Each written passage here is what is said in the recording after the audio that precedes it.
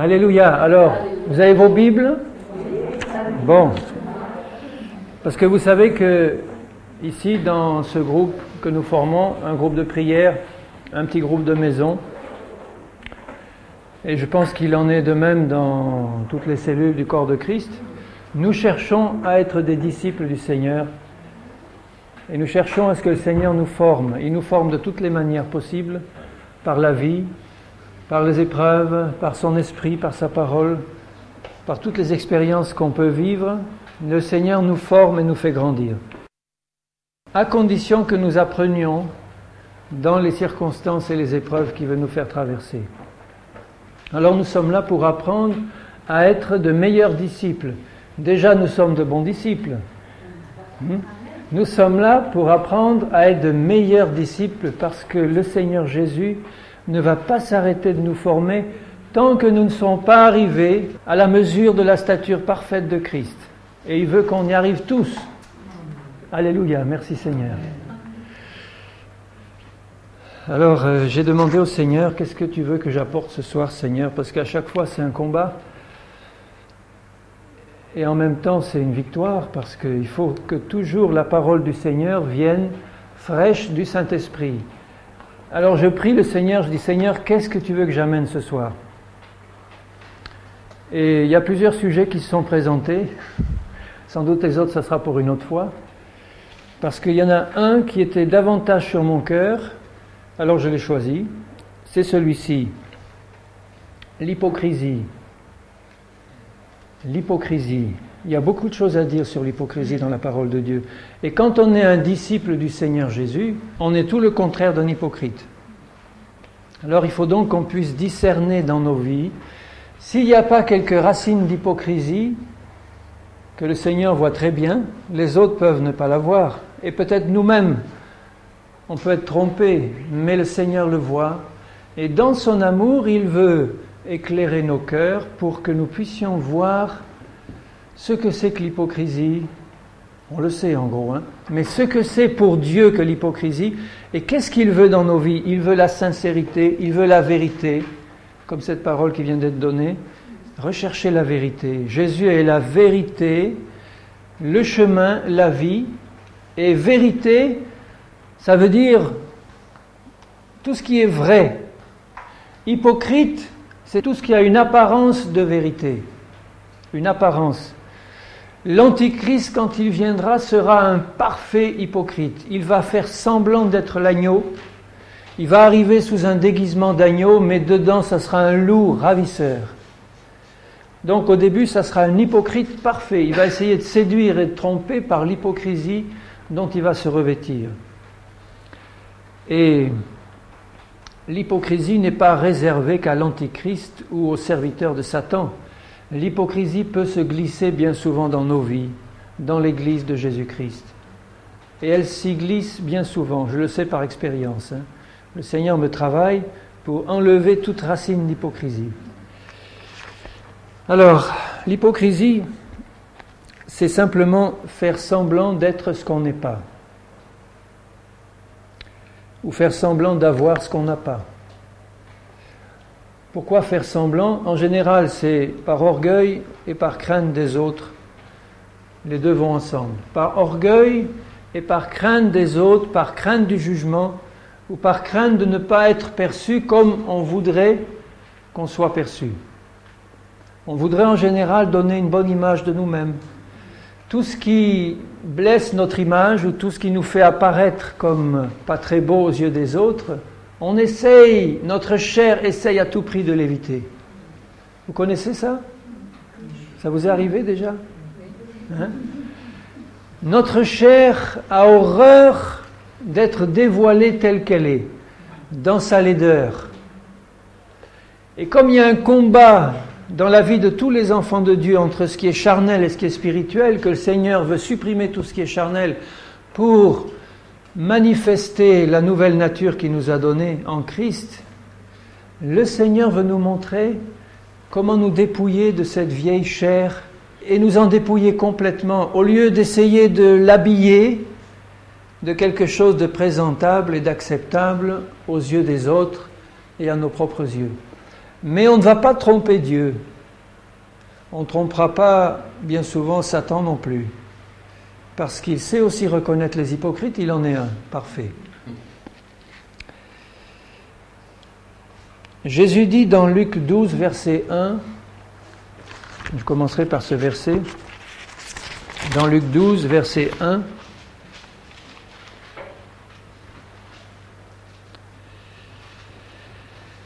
sur ces entrefaites, les gens s'étant rassemblés par milliers, au point de se fouler les uns les autres, Jésus se mit à dire à ses disciples. Donc vous voyez, il y avait d'une part la foule, des milliers, il y avait là des disciples et des non-disciples, mais Jésus parle à ses disciples, et la première des choses qu'il leur dit, avant tout, remarquez que dans la bouche de Jésus, quand il dit avant tout, ça veut dire avant tout. Donc avant tout le reste, avant tout disciple, et nous sommes des disciples en formation, gardez-vous du levain des pharisiens, qui est l'hypocrisie. Quand Jésus est venu sur cette terre, il est venu en tant que Fils de Dieu, rempli de l'autorité, de l'amour du Père, manifestant toutes les qualités de Dieu, Dieu le Fils, venu en chair. Il a manifesté tout ce qui est parfait en Dieu, le caractère parfait de Dieu, le fruit parfait, l'amour, la puissance, rien, pas une ombre d'imperfection dans ce que Jésus était sur cette terre. Et il n'a pas été accepté par les siens, et en particulier par les pharisiens. Vous avez remarqué dans la Bible comment les pharisiens en général se sont opposés toujours à Jésus. Quelques-uns, comme Nicodème ou Joseph d'Arimathée, ont osé croire en lui, mais bien souvent c'était en cachette ou la nuit. Ils ont rarement accepté de payer le prix que ça représentait pour eux, de reconnaître ce Jésus-là comme le Messie. Eux qui étaient les chefs spirituels de l'époque, les chefs, et qui n'arrivaient pas à la cheville de cet inconnu de Nazareth qui faisait tant de miracles et de prodiges.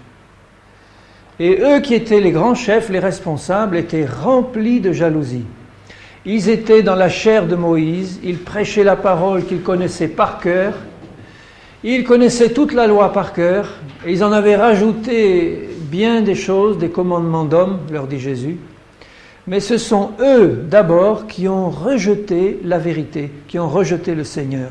Donc chaque fois que nous avons un levain d'hypocrisie dans le cœur, qui était le levain des pharisiens, nous sommes en grand danger de repousser la vérité qui est en Jésus, ou quelque chose de la vérité. L'hypocrisie va nous empêcher de vivre dans la vérité, va nous empêcher de recevoir pleinement la vérité qui est Jésus. Jésus dit bien, avant tout, gardez-vous. Donc il fallait que ses disciples soient sur leur garde pour éviter de se laisser contaminer par l'hypocrisie. C'est donc possible pour un disciple de Jésus de se laisser contaminer par l'hypocrisie. Non seulement c'est possible, mais ça arrive très très fréquemment. Dans Matthieu 6, Jésus dit beaucoup de choses sur les pharisiens. On va analyser un peu ce que Jésus nous dit sur les pharisiens. Comme le levain des pharisiens, c'est l'hypocrisie, en voyant comment se comportaient les pharisiens, on va comprendre si ces choses peuvent se trouver dans nos vies aussi. Et elles sont quelquefois subtiles. Dans Matthieu 6, Jésus dit au verset 1er, « Gardez-vous ». Il reprend ce mot « gardez-vous ». Ça veut dire « faites bien attention de ne pas faire ce qu'ils font ». Gardez-vous de pratiquer votre justice devant les hommes. Voilà un premier aspect du levain des pharisiens. Ils étaient ceux qui pratiquaient leur justice devant les autres pour en être vus, pour l'apparence. Autrement, vous n'auriez point de récompense auprès de votre Père qui est dans les cieux. Lorsque donc tu fais l'aumône, ne sonne pas de la trompette devant toi, comme font les hypocrites, afin d'être glorifiés par les hommes. Vous voyez la motivation qui était dans le cœur de ces hommes. Il n'y a rien de mal en soi à faire l'aumône. Il n'y a rien de mal en soi à pratiquer ouvertement la justice. Mais eux le faisaient avec un cœur qui avait une mauvaise motivation.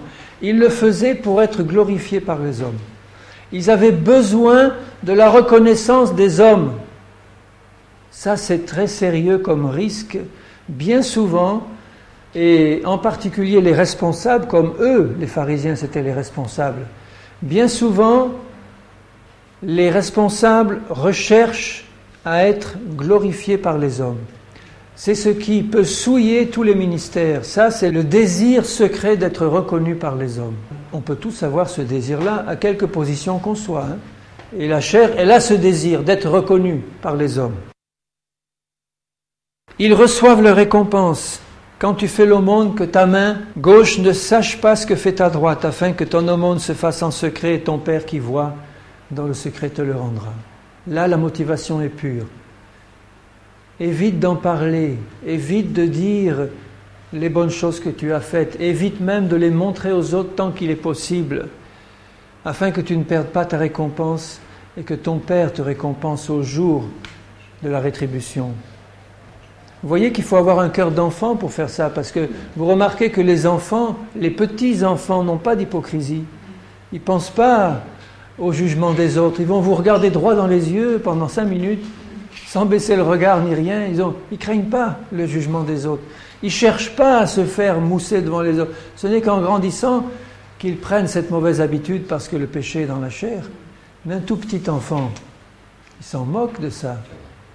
Soyons comme des petits enfants. Quand vous priez, ne soyez pas là comme les hypocrites qui aiment à prier debout dans les synagogues et au coin des rues pour être vus des hommes.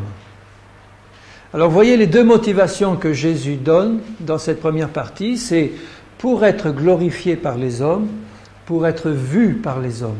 Les pharisiens, qui étaient des chefs religieux, avaient besoin de la considération des hommes, ils avaient besoin qu'on les voie, qu'on reconnaisse qu'ils étaient saints, justes et des grands hommes de Dieu qui pratiquaient la justice, qui faisaient l'aumône, qui priaient. Ils ne se préoccupaient pas du fait que Dieu seul devait les regarder. Ils préféraient chercher à être vus par les hommes et à être reconnus par les hommes. Et chaque fois que dans nos cœurs il y a cette motivation-là, d'être vus par les autres, d'être reconnus par les autres, nous avons encore dans nos cœurs un levain d'hypocrisie. Bien souvent, on a besoin d'être vus et reconnus. Le besoin d'être reconnu par les autres, c'est un besoin charnel. Quoi que vous fassiez pour le Seigneur, faisons-le, parce que je suis dans le coup aussi, faisons-le sans espérer quoi que ce soit des autres, et en particulier sans espérer d'être reconnus d'une manière ou d'une autre, sinon par notre Père qui est dans les cieux. Lui seul compte, son jugement seul compte. On ne sera pas accepté de toute manière par tous, cherchons pas à l'être par personne. On sera accepté, si nous annonçons le Seigneur, par ceux qui ont le cœur ouvert à la parole du Seigneur. On sera persécuté, rejeté. Cherchons pas à être reconnus par les autres. C'est un signe de faiblesse spirituelle, si on essaye d'être reconnu par les autres. Et les pharisiens, les pauvres, ils étaient plus à plaindre qu'à condamner, mais ils cherchaient à être reconnus parce qu'ils n'avaient pas dans leur vie la véritable puissance qui était dans la vie du Seigneur Jésus, qui n'avait absolument pas besoin d'être reconnu parce qu'il était ce qu'il était. Et ça se voyait constamment, ça se sentait. Il n'avait pas besoin d'essayer de prouver quelque chose. La puissance du Seigneur rayonnait dans sa vie. Il était le Fils de Dieu rayonnant de la lumière et de l'amour du Père. Il n'avait pas besoin de faire semblant. Donc si on essaye de faire semblant, c'est qu'on ne l'est pas, et qu'on essaye de donner le change. Et ça, c'est la pire des choses qui puissent nous arriver. Dans Matthieu 7 et au verset 5, d'abord je commence au verset 1er, parce qu'il nous parle là du jugement des autres. Il parle à ses disciples et il dit « Ne jugez point, il y a un jugement qu'il faut faire, il y a un jugement qu'il ne faut pas faire. Le jugement qui est bon, c'est ce qui consiste à discerner ce qui est bon et mauvais en moi et chez les autres. Ça, c'est un bon jugement. Il n'y a pas de mal à reprendre un frère ou une sœur dans la douceur et à lui dire ce que tu fais n'est pas bien. Il faut le faire dans l'amour et dans la vérité. Ça, c'est pas l'esprit de jugement. L'esprit de jugement, c'est un esprit de supériorité et de condamnation. Moi, je suis plus haut que toi et je condamne ceci en toi parce que toi, tu es dans le péché et moi, je suis saint. Alors, du haut de ma sainteté, je te condamne et je te juge. Ça, c'est le mauvais jugement. Afin que vous ne soyez pas jugés, car on vous jugera du jugement dont vous jugerez. Et on vous mesurera avec la mesure dont vous mesurez. Pourquoi vois-tu la paille qui est dans l'œil de ton frère et n'aperçois-tu pas la poutre qui est dans ton œil? Comment peux-tu dire à ton frère, laisse-moi ôter une paille de ton œil, toi qui as une poutre dans le tien? Hypocrite! Enlève d'abord la poutre de ton œil, alors tu verras comment enlever la paille de l'œil de ton frère. Les hypocrites, c'est-à-dire les pharisiens, ils essayent de corriger chez les autres ce qu'ils pratiquent eux-mêmes. Et j'ai bien souvent dû demander pardon au Seigneur, moi-même, parce que je l'ai fait. Et ça aussi, c'est un risque grand chez les serviteurs du Seigneur. Ils sont là pour diriger, conduire le troupeau, etc. Donc, donner des bons conseils, etc. Mais est-ce que nous pratiquons ce que nous enseignons? Jésus le dira, écoutez bien et faites ce qu'ils disent, mais surtout ne faites pas ce qu'ils font, les pharisiens. Le pharisien, il va juger quelque chose qu'il est en train de pratiquer. Donc, il va juger quelqu'un qui est en train de violer la loi de Dieu, sous un de ses aspects, alors que lui, il est en train de la violer sous des aspects encore beaucoup plus gros, quelquefois. Et Jésus dit, voilà l'hypocrisie. Bien souvent, frères et sœurs, nous jugeons nos frères et nos sœurs sur des choses que nous sommes encore en train de pratiquer nous-mêmes. Et ça, c'est un levain d'hypocrisie épouvantable dans le peuple du Seigneur. D'essayer de dire, toi, t'as vu lui ce qu'il a fait, t'as vu ce qu'elle a fait, alors que ça t'arrive bien souvent de faire la même chose. Donc, en condamnant et en jugeant cette personne, tu es en train, dit Romain, de te condamner, de te juger toi-même. Parce que toi qui pratiques ces choses, tu es en train de condamner un autre qui les pratique, au lieu de faire ce que Jésus demande, ce que le Seigneur demande, juge-toi toi-même, et après tu pourras juger ton prochain. Ça ne veut pas dire qu'il faut attendre d'être parfait pour pouvoir reprendre quelqu'un, mais au moins faisons-le dans un esprit d'humilité, avec douceur et en reconnaissant si ça nous arrive aussi. Il y a un pardon auprès de Dieu pour ces choses, mais évitons cet esprit de jugement qui consiste à condamner chez les autres ce que nous pratiquons nous-mêmes. L'esprit de jugement, c'est affreux. Je vais condamner quelqu'un parce qu'il a un mauvais caractère, alors que le mien est encore pire. Dans Matthieu 15, verset 7,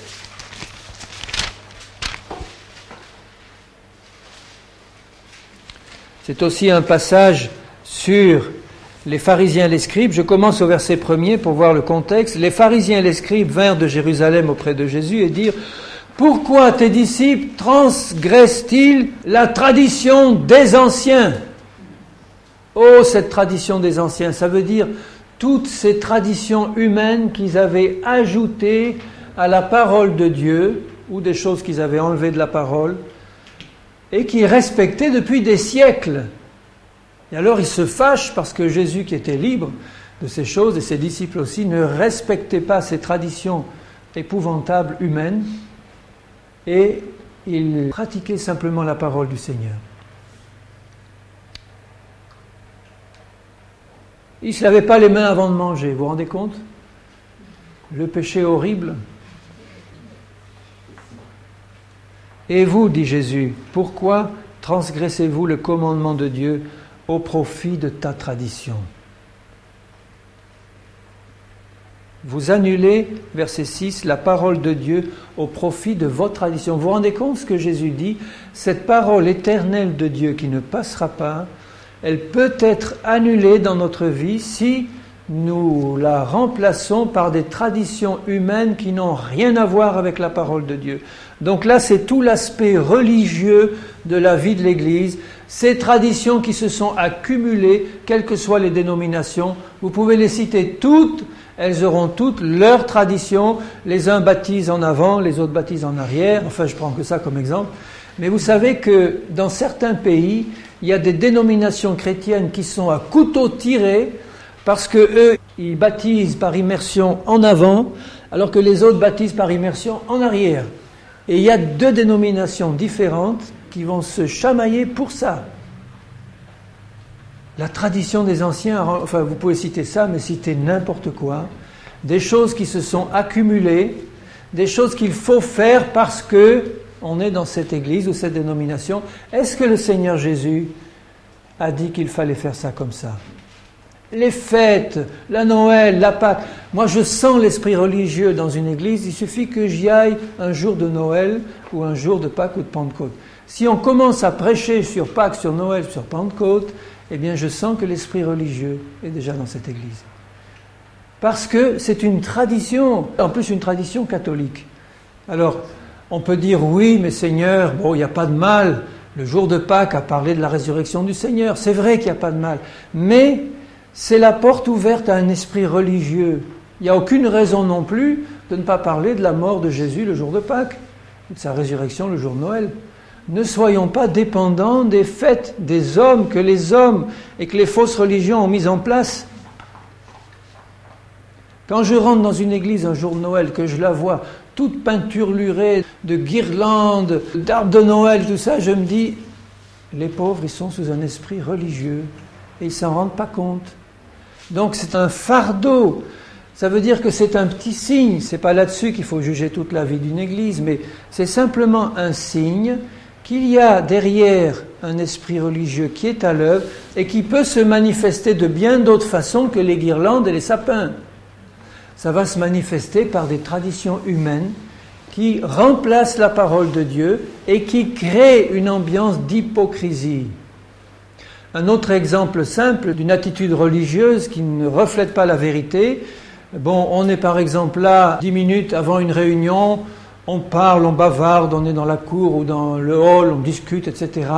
Et on plaisante, on rentre dans la salle et puis tout à coup, silence, on est dans la salle, on est dans l'église. Alors on n'entend plus un chuchotement, on est là, dans la présence. Mais dehors, on n'est pas en présence de Dieu, alors que dedans, on serait dans la présence de Dieu. C'est de l'hypocrisie, ça. Dieu est aussi présent dans la cour ou dans mes paroles à la fin du repas ou à n'importe quel autre moment de ma vie qu'au milieu d'une église ou d'une salle. Donc, si je me comporte différemment alors que je suis dans une salle au milieu de mes frères, différemment qu'un quart d'heure avant alors que j'étais dans le hall, où j'étais en train de faire quelques plaisanteries un peu douteuses ou autre chose, et puis que j'entre ici, alors là, je prends le masque religieux. Alors là, on est dans la réunion et ça, c'est l'esprit religieux, les traditions humaines. Vous croyez que le Seigneur ne veut pas enlever ça de nos vies pour nous faire respirer un air de liberté? J'aurais aimé être, comme quelqu'un le disait, là, quand Jésus était sur cette terre, avec lui, en train de parler avec ses disciples et les réunions qu'il tenait. Ça devait être la vie à l'état pur. La vie à l'état pur. Sans ce carcan religieux qu'on trouve dans bien de groupes et des églises chrétiennes. Sans ce carcan. Là où est l'esprit, là est la liberté. La liberté, non pas de faire n'importe quoi, mais la liberté d'entrer dans ce que le Saint-Esprit veut nous faire faire. Le Saint-Esprit est souvent ligoté par nos traditions humaines. Non seulement on annule la parole, mais on empêche le Saint-Esprit d'agir. Il est comme une colombe. Il se retire et il attend qu'on en ait fini avec nos traditions humaines. Et quand on en aura fini, il va reprendre la direction. Seigneur, Saint-Esprit, pardonne nos traditions humaines. Pardonne notre hypocrisie. Laisse, Seigneur, ta vie se manifester au milieu de nous et au milieu de tes enfants. Et dans cette liberté, on va respirer. Alléluia, Seigneur, donne-nous cette grâce. Dans Matthieu 23, 15, Matthieu 23,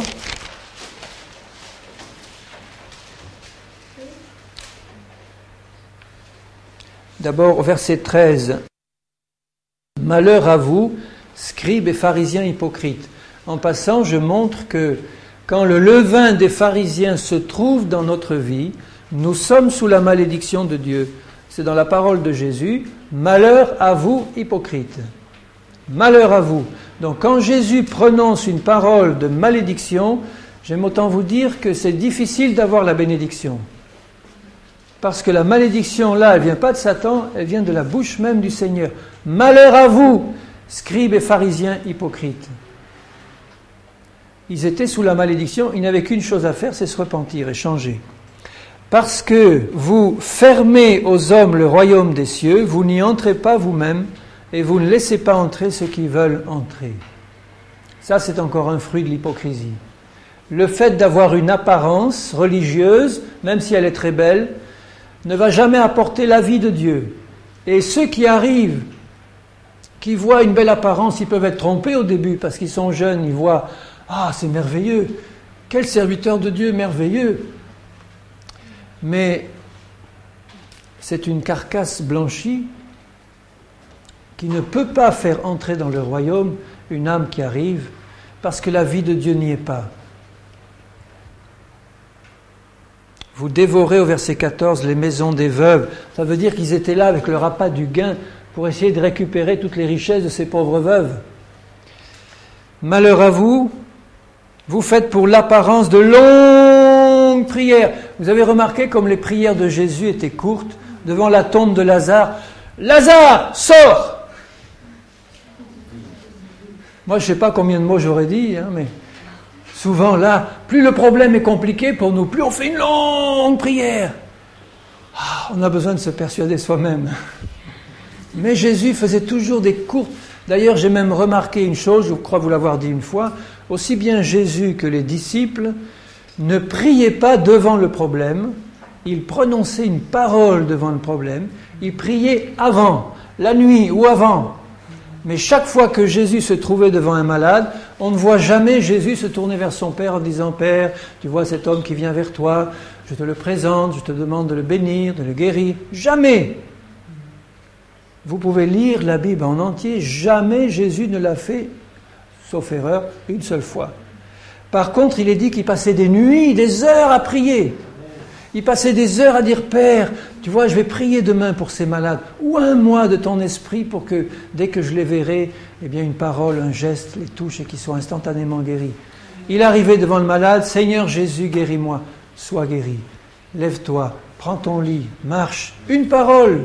Lazare, sors. » Ça suffisait parce qu'il avait prié déjà avant. Alors eux, les hypocrites, faisaient pour l'apparence de longues prières qui souvent ne marchaient pas. Et alors au verset 15, « Malheur à vous parce que vous courez la mer et la terre pour faire un prosélyte. » Un prosélyte, c'était quelqu'un qu'ils essayaient de gagner à la foi juive.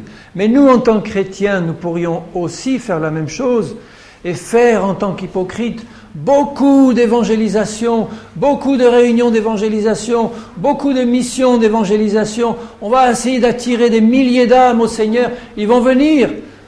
Est-ce qu'ils vont voir des disciples pleins de la vérité du Seigneur ou des hypocrites? Parce que ceux-là, ils ont passé du temps à courir la terre pour faire des prosélytes et ensuite, quand ils les ont attirés, eh bien, ils en ont fait des fils de la géhenne 2 fois plus qu'eux. Ils ne pouvaient pas donner ce qu'ils n'avaient pas.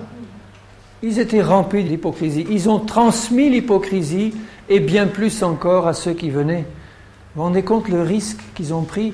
Évidemment, je suis sûr qu'il y en a qui ont remarqué ça avant et qui ne se sont pas laissés avoir, mais un grand nombre sont devenus comme eux des hypocrites. Si nous, en tant que chrétiens, nous vivons une vie d'hypocrisie, c'est peine perdue que d'essayer de témoigner, d'évangéliser, pour faire venir au Seigneur et dans sa maison des âmes nouvelles.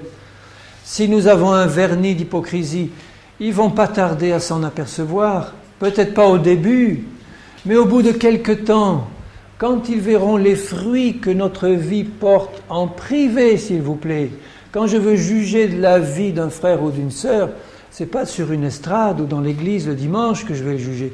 C'est chez lui à la maison, si je peux avoir assez de contact avec lui pour voir dans le privé comment il se comporte. Donc si je veux montrer les fruits du Seigneur, de la vérité dans ma vie, ça va se voir dans le privé, avec ma femme, avec mes enfants, dans ma maison, parce que c'est là que j'aurai le moins de retenue. Vous avez remarqué ça aussi ? C'est là, je vais me retenir devant ceux qui ne me connaissent pas, mais devant ceux qui me connaissent depuis longtemps, j'aurai moins de scrupules. Et c'est là que ça va sortir, toutes les mauvaises choses, beaucoup plus facilement. Les problèmes les plus graves, c'est toujours au niveau de la famille, ou des amis très proches. C'est triste, mais c'est ça. Alors, c'est inutile, bien-aimés, de faire beaucoup d'évangélisation si l'Église est remplie d'hypocrites. J'espère, je ne connais pas les cœurs, Dieu seul les connaît, j'espère, je dis Seigneur, je te supplie qu'il n'en soit pas de même pour moi, pour mes bien-aimés, mes frères, mes sœurs, pour ton Église. Mais quand je regarde dans ma vie, dans ma propre vie, la facilité avec laquelle l'hypocrisie se glisse, et quand je vois autour de moi, après 20 ans et quelques de conversion, que je vois le nombre d'hypocrites et l'hypocrisie qui règne dans tellement d'églises, de vie de chrétiens, de serviteurs de Dieu, je dis Seigneur, il y a là un problème majeur, et bien souvent, si les âmes nouvelles ne persévèrent pas dans l'église, c'est parce qu'après quelque temps, elles ont vu que c'était du toc. C'était une apparence et derrière du creux. Elles ne s'en sont pas rendues compte tout de suite, mais après quelque temps, elles nous ont connus en privé.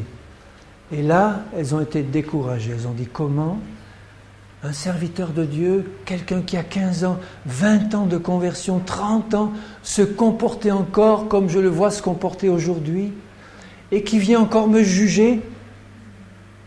Moi, j'en veux pas de cette église-là. J'en veux pas de cette vie-là. Et ils s'en vont et ils se perdent. Vous vous rappelez que Jésus a dit « À ceux-ci, tous reconnaîtront que vous êtes mes disciples, à l'amour, mais pas un amour rempli d'hypocrisie, à l'amour véritable que vous aurez les uns pour les autres. » Au verset 23, « Malheur à vous, scribes et pharisiens hypocrites, vous payez la dîme de l'amande, de l'ânette, du cumin, et vous laissez ce qui est le plus important dans la loi, la justice du Christ, la miséricorde, le pardon qui vient vraiment du fond du cœur contre ceux qui nous ont offensés ou traités injustement. C'est ça la miséricorde, c'est pardonner quelqu'un qui ne mérite pas d'être pardonné. C'est lui dire d'accord, j'efface l'ardoise, c'est fini, il n'y a plus rien, j'y reviens plus, je ne remets plus ça sur la table, c'est terminé, je te fais miséricorde. Justice, miséricorde et fidélité. Fidélité au Seigneur, malgré nos faiblesses, nos hauts et nos bas. Seigneur, tu sais que je t'aime et que je veux marcher avec toi. Je veux te rester fidèle jusqu'au bout, Seigneur. Aie pitié de moi et travaille dans mon cœur pour faire de moi un vrai disciple. Donc, il payait la dîme. La dîme. Je mets l'enseignement de la dîme de côté pour ma part. Ce n'est pas un enseignement pour l'Église du Nouveau Testament. Pour moi, la dîme n'est pas un enseignement pour le chrétien du Nouveau Testament. Excusez-moi si je vous choque, mais c'est quelque chose qui était sous la loi et même avant la loi, bien avant.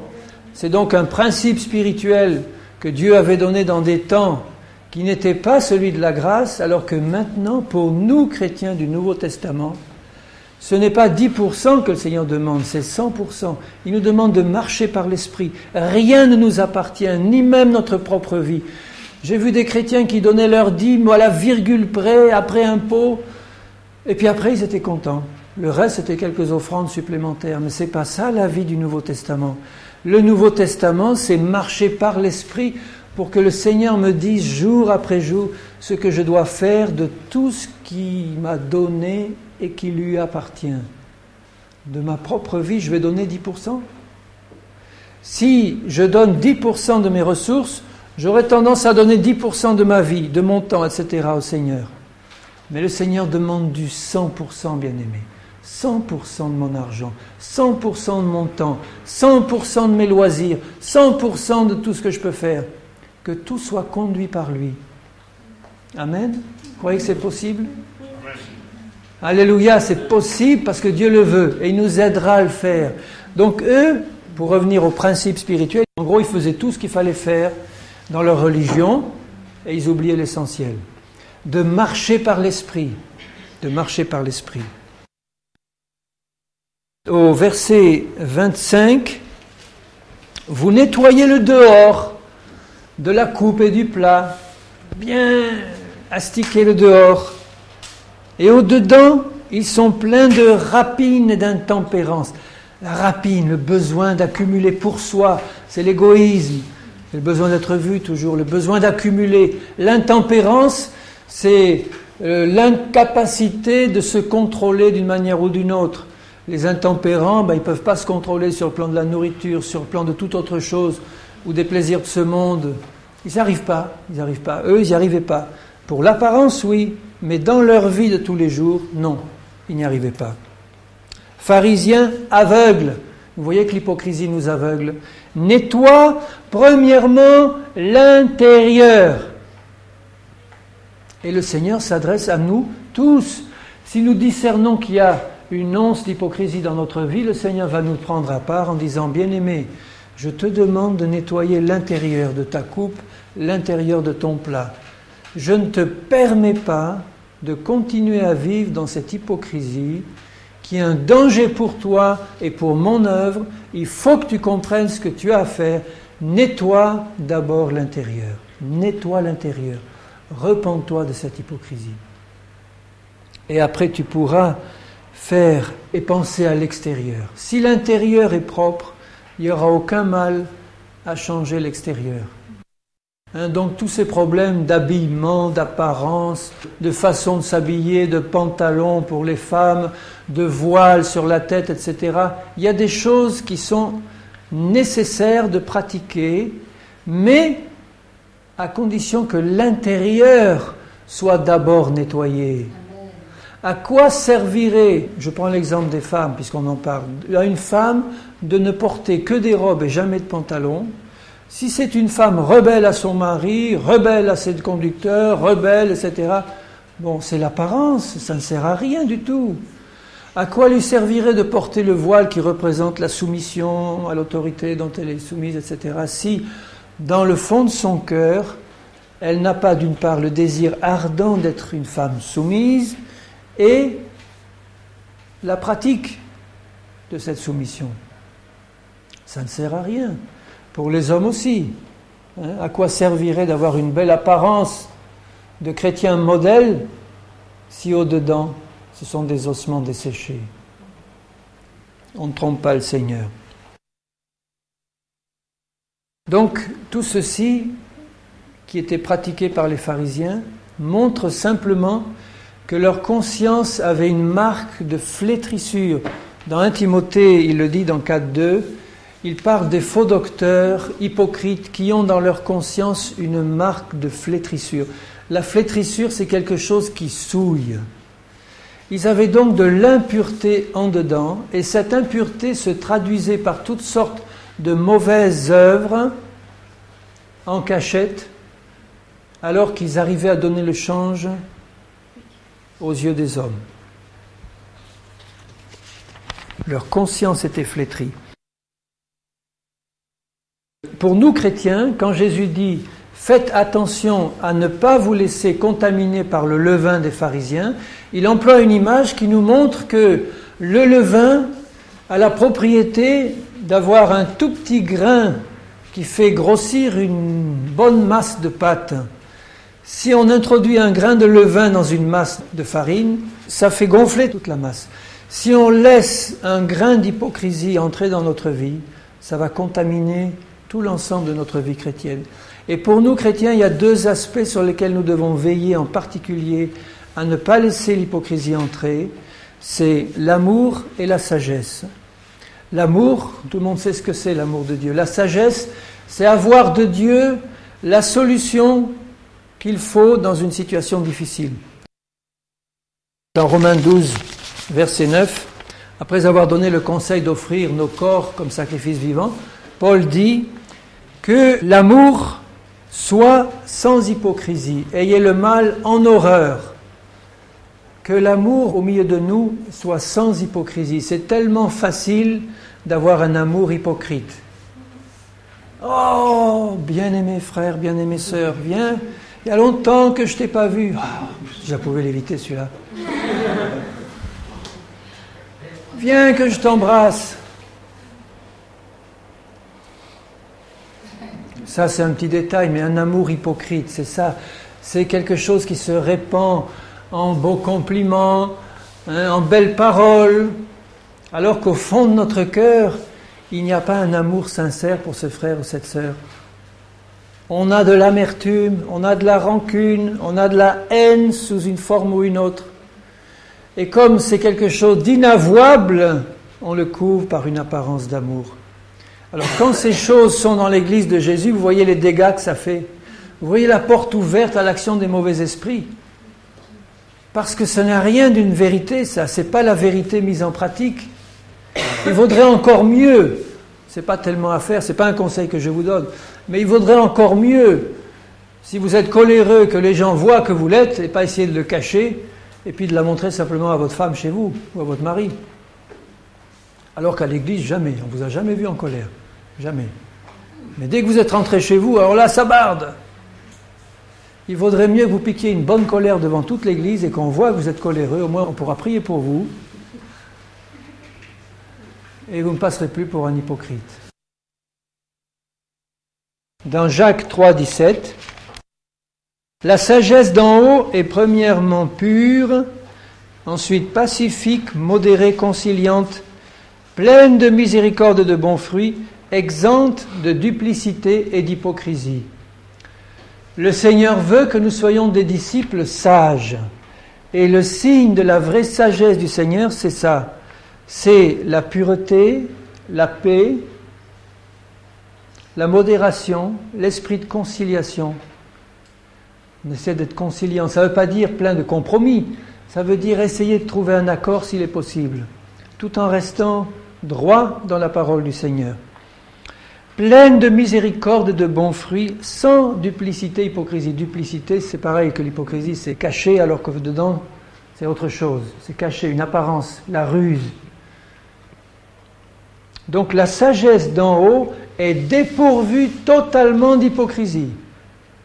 Et comme le Seigneur veut que nous soyons des disciples pleins de la sagesse d'en haut, nous avons là aussi un moyen de contrôle pour savoir si l'hypocrisie est aussi dans notre vie ou pas. Parce que s'il y a dans notre vie un manque de pureté, un manque d'esprit pacifique, un manque d'esprit de modération et de conciliation, si nous n'avons pas ça, c'est bien souvent que l'hypocrisie s'y trouve aussi. Les deux vont ensemble. Quand on ne marche pas dans la vérité en tant que chrétien, on n'aime pas ça en général, on essaie de donner le change et de produire extérieurement quelque chose qui n'est pas la vérité. Quand la pureté, l'esprit pacifique véritable, la modération véritable y est, l'hypocrisie n'y est pas non plus. C'est évident, ça va de soi. Quand l'Esprit du Seigneur peut se manifester pleinement dans nos vies par la bonté, l'amour, la miséricorde, il n'y a pas d'hypocrisie. Mais si nous savons dans le fond de notre cœur qu'on a des tendances de jalousie, de colère, d'animosité, que ces choses y sont déjà dedans et que ça boue, eh bien on va essayer de cacher ça. Comme on sait que c'est pas bon et que pour le moment on l'a pas enlevé, au lieu de l'avouer au Seigneur et aux autres et dire « Priez pour moi, je reconnais devant toi que j'ai ce caractère-là, que j'ai cette tendance-là, que j'ai cet esprit de zizanie, de critique, de jugement, de manque de conciliation, de manque de miséricorde, de mauvais fruits. » Au lieu de faire l'hypocrite ou d'aller juger les autres sur ce que tu pratiques toi-même, reconnais-le devant les autres. Dis-le à tes frères et sœurs. Je suis comme ça, priez pour moi, aidez-moi. Jésus, je suis comme ça. Je le reconnais à lui d'abord. Je ne vais pas essayer de cacher à Jésus ce que je suis. Seigneur, je suis comme ça. Alors, si nous voulons que l'amour et la sagesse se manifestent parfaitement au milieu de nous, Éliminons toute racine d'hypocrisie.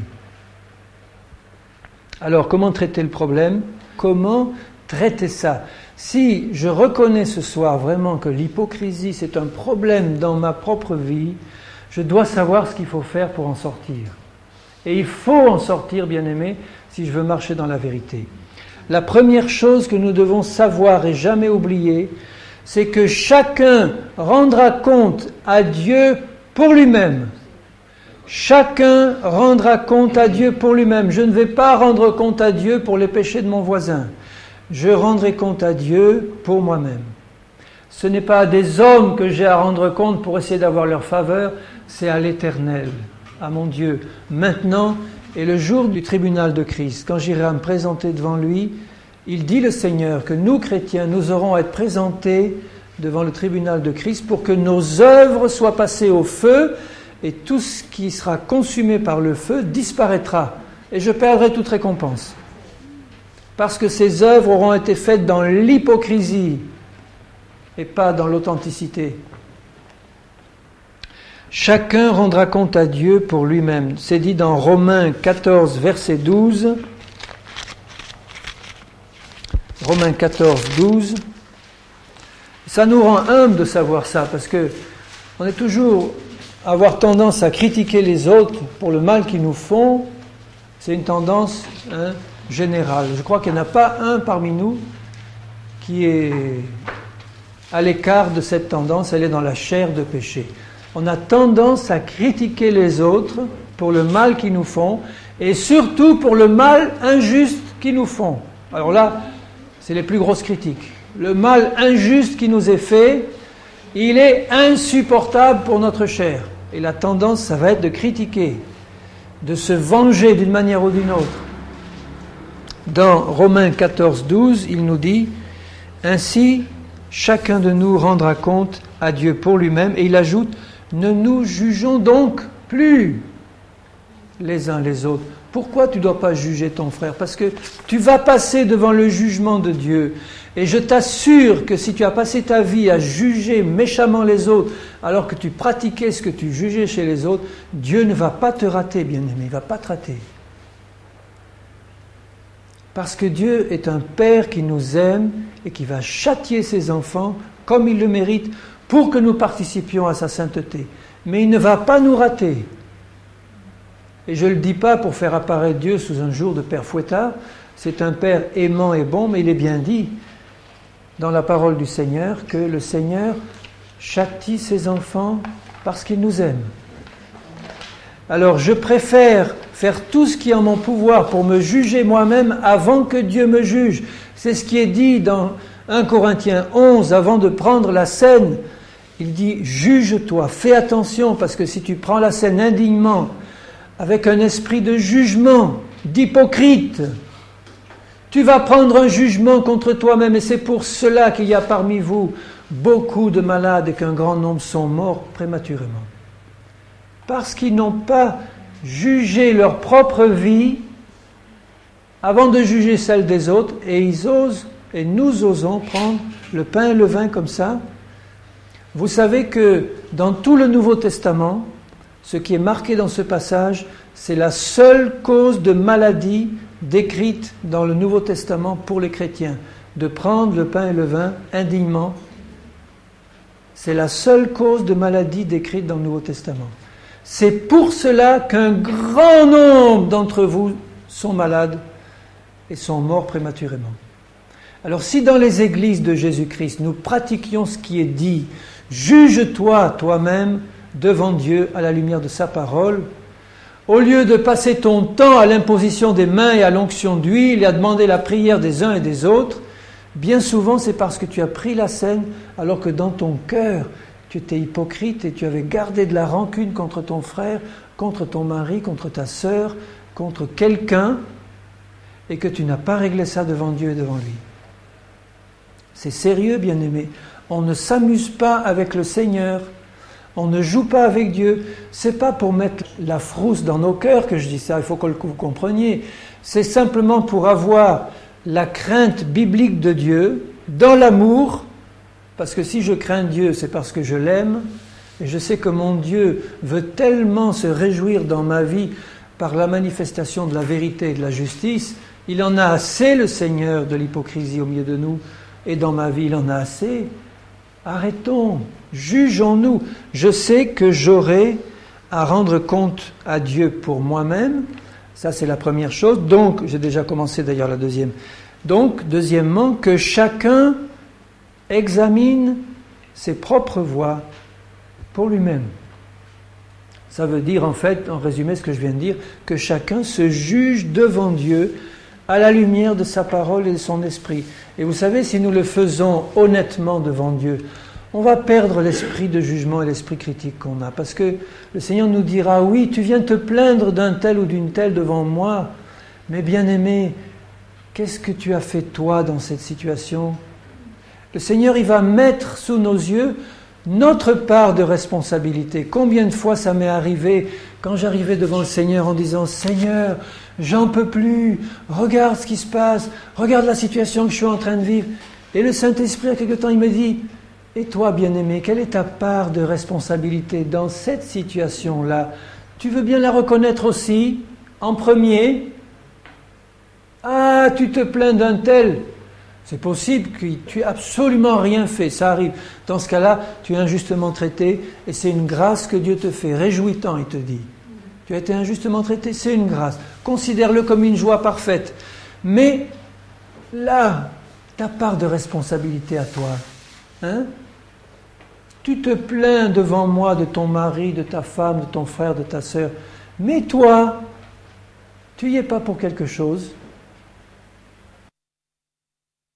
Dans Lamentation 3, Lamentation de Jérémie, chapitre 3, verset 39, 37 et suivant. « Qui dira qu'une chose arrive sans que le Seigneur l'ait ordonnée ?» Donc, alléluia, hein, tout, absolument tout. N'est-ce pas de la volonté du Très-Haut que viennent les maux et les biens ?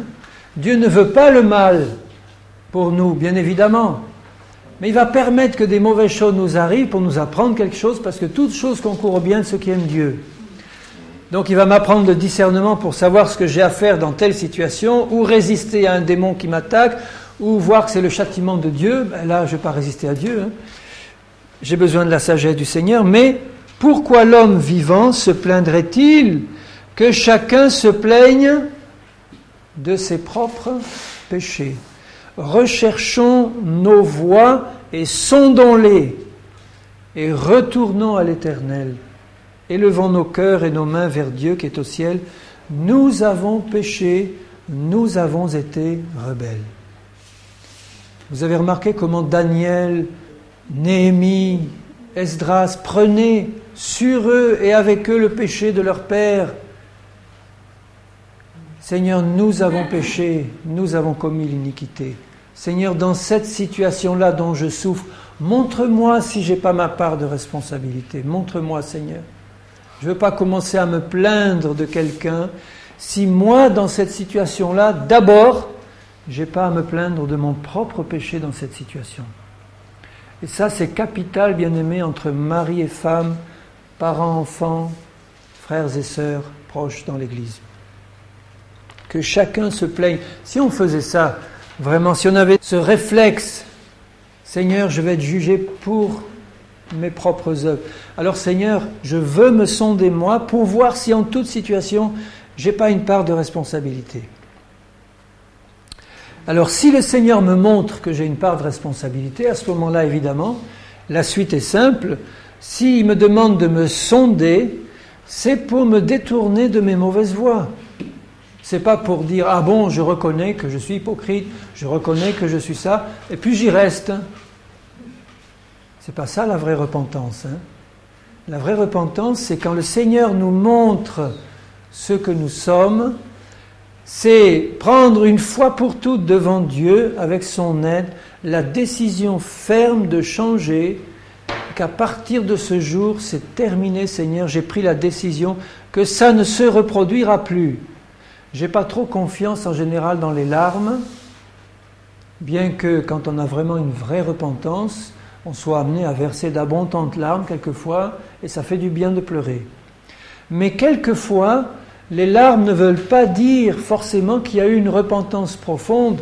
Quand Jean-Baptiste dit à ceux qui venaient, race de vipères, produisez du fruit digne de la repentance.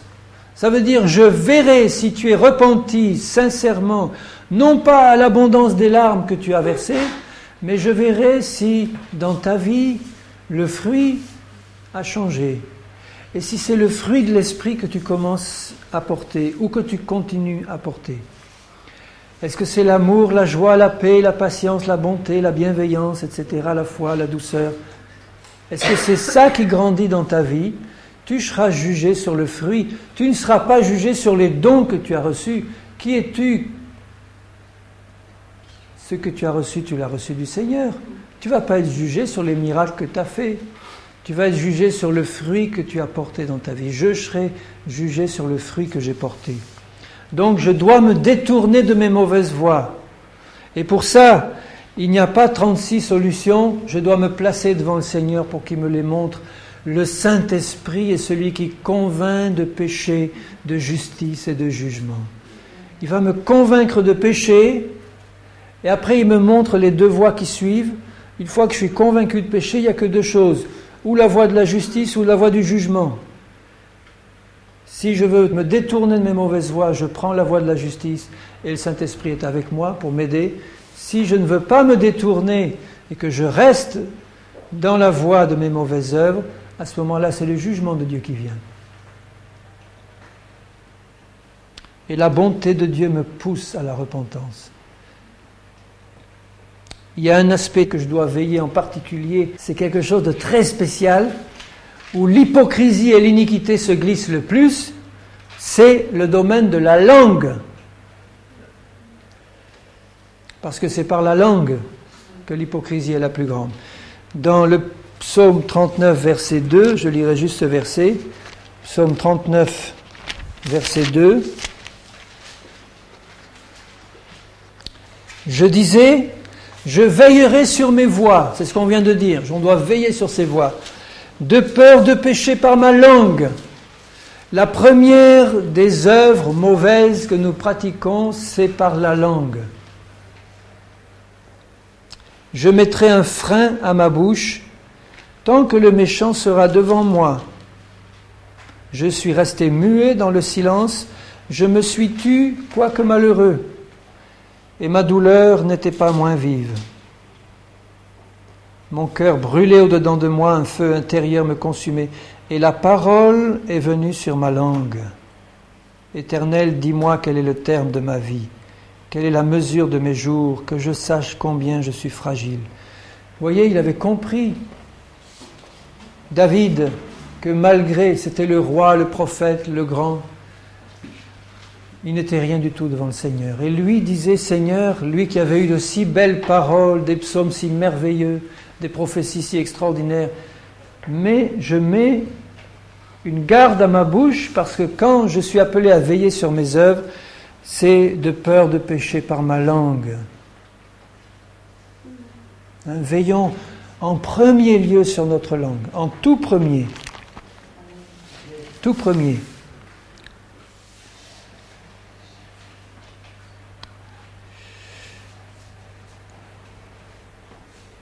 Si je veux y arriver, Jésus me dit, veillez et priez pour avoir la force de tenir debout, donc de rester fidèle dans mes voies. Si je dois veiller sur mes voies, je dois veiller et prier pour que le Seigneur me garde debout. Il dit ça dans Luc 21, 36. Bon, je ne m'étends pas là-dessus, mais c'est capital. Si je ne passe pas du temps devant le Seigneur en disant « Seigneur, éclaire-moi sur ce que je suis. Montre-moi, Seigneur. » Et moi, ça a été mon expérience de chaque fois, quand j'ai eu besoin de me présenter devant le Seigneur pour qu'il me montre quelque chose, il me l'a montré, bien-aimé. Et quelquefois, il m'a montré des choses que je lui demandais même pas, alors que je venais le prier pour toute autre chose, mais le fait de me trouver en sa présence, le Seigneur me disait « Tu vois, je voudrais que tu règles ça dans ta vie. je te montre ça, règle-le. Donc si je passe du temps à veiller et prier, le Seigneur me donnera la force de veiller sur mes voies et de me tenir debout, d'avoir la force de rester debout jusqu'au jour de Christ. Si je ne fais pas cela, donc si je ne veille pas sur mes voies pour écarter toute racine d'hypocrisie, le Seigneur le dit dans sa parole, je mourrai. C'est aussi simple que ça. Et il s'adresse aussi bien aux chrétiens qu'aux païens. Évidemment, les païens, ils ne peuvent rien faire. Ils ne peuvent pas veiller sur leur voie, leur cœur est dans l'hypocrisie. Ça s'adresse donc essentiellement à nous, chrétiens. Je vais vous lire quelques passages qui le montrent. Dans Proverbe 19, 16, Seigneur, je te prie pour que l'attention reste ferme. Tu vois que c'est un peu long, Seigneur, mais je te prie pour que l'attention reste ferme, que l'ennemi aussi ne vienne pas enlever la semence de ta parole et que tu renouvelles chacun de nous au nom de Jésus. Amen. Dans Proverbe 19, 16, il dit « Celui qui garde ce qui est commandé garde son âme. Celui qui ne veille pas sur sa voie mourra. » Alors, il nous est dit de veiller les uns sur les autres, c'est sûr, c'est biblique aussi. Mais comment pouvons-nous bien veiller les uns sur les autres si nous ne commençons pas par veiller d'abord sur nos propres voies? Quel conseil vrai je vais pouvoir donner à quelqu'un? Quelle aide authentique, véritable je vais pouvoir donner si je ne veille pas sur mes propres voies? Si je laisse l'hypocrisie rentrer ou dominer dans ma vie? Je ne pourrai rien faire de bon. Et non seulement je ne pourrai rien faire de bon, mais ça va amener la mort dans ma vie, la malédiction de Dieu. Dans 1 Timothée 4, 16, dans le Nouveau Testament, 1 Timothée 4, 16, il développe la même idée. C'est Paul qui dit à Timothée, « Veille sur toi-même et sur ton enseignement. Persévère dans ces choses, persévère dans le fait de veiller. Car en agissant ainsi, tu te sauveras toi-même et tu sauveras ceux qui t'écoutent. » C'est exactement la même idée que dans l'Ancien Testament. Il dit, veille sur tes voies, veille sur toi-même, veille sur ton enseignement, car en faisant cela, tu te sauveras. On est sauvé par grâce, on est sauvé par l'œuvre de Jésus à la croix. Mais si on se moque de Dieu en ne veillant pas sur nous au point de pratiquer hypocritement, à ce moment-là, c'est la mort qui va rentrer en nous. Tu te sauveras toi-même, c'est-à-dire tu vas rester sous la grâce du Seigneur. Et dans la plénitude de sa grâce, si tu veilles sur toi et si tu laisses constamment le Saint-Esprit agir dans ta vie en éliminant l'hypocrisie, tu vas parvenir au salut qui t'est donné par grâce. Tu vas pleinement entrer dans le salut qui t'est donné. Si tu ne le fais pas, tu vas laisser la mort entrer en toi. Dans 1 Corinthiens 10, 1 Corinthiens 10, Frères, verset 1, « Je ne veux pas que vous ignoriez. » Il ne faut pas, bien aimer, que nous l'ignorions. Jamais on doit l'oublier. Que nos pères, les anciens, les Hébreux, là, ils parlent, ont tous été sous la nuée. Ils sont tous passés au travers de la mer. Qu'ils ont tous été baptisés en Moïse, dans la nuée et dans la mer. Qu'ils ont tous mangé le même aliment spirituel. Qu'ils ont tous bu le même breuvage spirituel, car ils buvaient à un rocher spirituel, et ce rocher était Christ. Mais la plupart d'entre eux ne furent point agréables à Dieu, puisqu'ils périrent dans le désert. Ils n'ont pas veillé sur leur voie, ils n'ont pas persévéré, et ils ont péri dans le désert. Ces choses sont arrivées pour nous, chrétiens, nous servir d'exemple. Vous voyez, ils ont tous été baptisés dans la mer. C'est la figure du baptême d'eau. Ils ont tous été dans la nuée, baptême du Saint-Esprit. Tous baptisés en Moïse, nous on dirait en Jésus-Christ. Alors vous vous rendez compte, des frères et des sœurs baptisés d'eau, baptisés du Saint-Esprit, baptisés en Jésus-Christ, dans la mort et la résurrection de Jésus, dans la plénitude du Seigneur. Ils n'ont pas été agréables à Dieu et ils ont péri dans leur désert parce qu'ils n'ont pas veillé sur leur voie. Alors pour donner le change, ils ont fait les hypocrites et ils ont péri.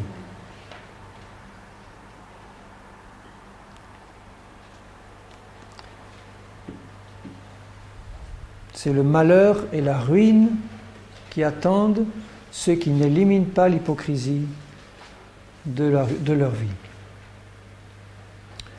Et après, là c'est ma conclusion, après seulement, quand on aura fait ça, je sais que j'ai à rendre compte moi-même devant Dieu. Je sais que j'ai à veiller sur mes voies d'abord pour éliminer les mauvaises voies et marcher dans la vérité de Dieu, pour confesser mon péché au Seigneur, recevoir son pardon et marcher dans l'honnêteté, dans l'authenticité devant les autres et devant mon Seigneur.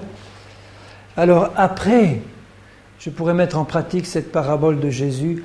Après, je vais m'intéresser à toi, mon frère, ma sœur, mais vraiment, et je vais t'aider à enlever la paille qui est dans ton œil. Je vais t'aider à ôter la paille. Et ça va être fait comme Jésus l'aurait fait, sans esprit de jugement. Et l'autre va le sentir. Si j'arrive avec ma grosse poutre dans les yeux qui va se voir, une poutre, ça se voit. Il n'y a que moi pour ne pas la voir. Évidemment, elle m'aveugle. Mais celui qui est en face de moi, je vais arriver avec ma grosse poutre en disant « Viens ici, je vais t'enlever ta paille ». Vous ne croyez pas que l'autre, il va se moquer de moi? Mais si je suis devant le Seigneur honnêtement, en disant « Seigneur, enlève mon aveuglement, je veux passer du temps à nettoyer l'intérieur de la coupe ». Après, je vais pouvoir m'approcher avec miséricorde et compassion de mon frère et de ma sœur. Je vais lui dire « Viens, bien-aimé, tu as une petite paille dans l'œil. T'inquiète pas, moi j'avais une grosse poutre. Mais tiens, une petite paille, je vais t'aider, viens. » C'est plus facile d'aider l'autre à enlever sa paille. Dans 2 Timothée 2, 25, il dit ceci. 2 Timothée 2, 25, 24 d'abord. J'ai envie de commencer à lire à partir de 22. Parce que c'est le dernier passage que j'ai. 2 Timothée 2, 22. Il vient de parler d'un vase d'honneur, propre, sanctifié, utile à son maître. Et il termine en disant « Fuis les passions de la jeunesse et recherche la justice, la foi, la charité, la paix, avec ceux qui invoquent le Seigneur d'un cœur pur, donc d'un cœur sans hypocrisie, d'un cœur pur. Repousse les discussions folles et inutiles, sachant qu'elles font naître des querelles. Or, il ne faut pas qu'un serviteur du Seigneur ait des querelles. » Et vous remarquez qu'il s'adresse en priorité aux serviteurs du Seigneur parce que c'est souvent là qu'il y a le plus de querelles. Ce n'est pas dit dans un esprit de jugement, mais c'est une constatation. Et il le dit exprès à cause de l'hypocrisie qui règne. Il ne faut pas qu'un serviteur du Seigneur ait des querelles. Il doit au contraire avoir de la condescendance pour tous, être propre à enseigner, doué de patience. Il doit redresser avec douceur les adversaires dans l'espérance que Dieu leur donnera la repentance pour arriver à la connaissance de la vérité. Et je peux, je pense, sans tordre la parole, utiliser ce conseil donné à un serviteur pour que nous tous, nous puissions l'appliquer dans nos rapports mutuels. Si je cherche d'abord le Seigneur pour enlever la poutre qui est dans mes yeux, je vais pouvoir prendre mon prochain et je vais pouvoir le redresser avec douceur et avec amour. Parce que l'esprit de jugement et l'hypocrisie ne sera plus dans ma vie. Et je ne vais pas être amené à lui taper sur le dos en lui disant « Tu vois ce que tu fais ?» alors que je suis en train de pratiquer la même chose. L'hypocrisie sera enlevée, la cause de cette hypocrisie sera réglée devant Dieu, et je vais pouvoir redresser avec douceur et amour celui qui s'égare ou celui qui tombe dans le péché. C'est ça que le Seigneur veut que nous fassions, que nous puissions nous reprendre les uns les autres avec amour. Reprenons-nous les uns les autres avec amour et avec patience et douceur. Mais n'oublions pas avant de passer du temps dans le Seigneur pour que l'esprit de l'agneau rentre profondément en nous, que nous soyons imbibés de l'esprit de l'agneau, de l'esprit d'humilité, de patience, de bonté, d'amour, en disant Seigneur, je veux être un disciple accompli. Montre-moi où est l'hypocrisie dans ma vie. Je ne veux pas me contenter du tout de paraître, être un bon chrétien. À quoi ça sert de paraître? Toi tu vois Seigneur, tu veux la vérité. Alors Seigneur, montre-moi. Je suis prêt à étaler sur la table, si tu me le demandes, tout ce qui doit être étalé. Au sens où Dieu le veut, c'est-à-dire à confesser mon péché à quelqu'un à qui je dois le confesser, à mettre ouvertement mes mauvaises actions sous les yeux de quelqu'un que j'ai offensé, de dire oui, d'accord, pardonne-moi. Il y en a qui vont trouver les autres pour demander pardon, puis ils leur disent oui, tu sais, je te demande pardon pour ce que tu m'as fait, mais tu sais, si tu n'avais pas fait ça, ça ne serait jamais arrivé. Si tu ne m'avais pas traité comme ça, je te pardonne, mais enfin quand même. Vous voyez l'esprit de douceur? C'est-à-dire que quand j'arrive, après avoir passé du temps brisé devant Dieu, qui m'a montré mon propre péché, comment moi je m'étais comporté, que je vais trouver l'autre en disant pardonne-moi vraiment. Je ne vais pas commencer à mettre l'accent sur son péché, mais sur le mien. Et là, je vais amasser des charbons ardents sur sa tête, et lui, il va être repris dans sa conscience, et il va dire, mais oui, dans le fond, c'est vrai. Moi aussi, je te demande pardon. Seigneur, je te demande vraiment de tout mon cœur que tu fasses ce travail dans mon cœur. Seigneur, je désire que tout levain d'hypocrisie soit enlevé. Et je désire que tu me montres, Seigneur, partout où il y a une façade, quelque chose qui veut paraître, qui veut se défendre, qui veut se justifier devant les autres, Seigneur. Je veux que tu me montres de tout mon cœur, je te le demande. C'est une prière du fond de mon cœur, Seigneur. Trop souvent j'ai été hypocrite, Seigneur, devant les autres. Et Seigneur, je veux que ce soit ta vérité qui transparaisse dans toute ma vie, dans mes pensées, dans mes paroles. Que je puisse être utilisé par toi, Seigneur, pour être un instrument de miséricorde, pour pouvoir redresser avec amour, avec bonté, avec douceur, Seigneur. Je te prie pour mes bien-aimés qui sont ici. Fais cette œuvre dans chacune de nos vies. Donne-nous, Seigneur, dans nos cœurs, le désir de vérité.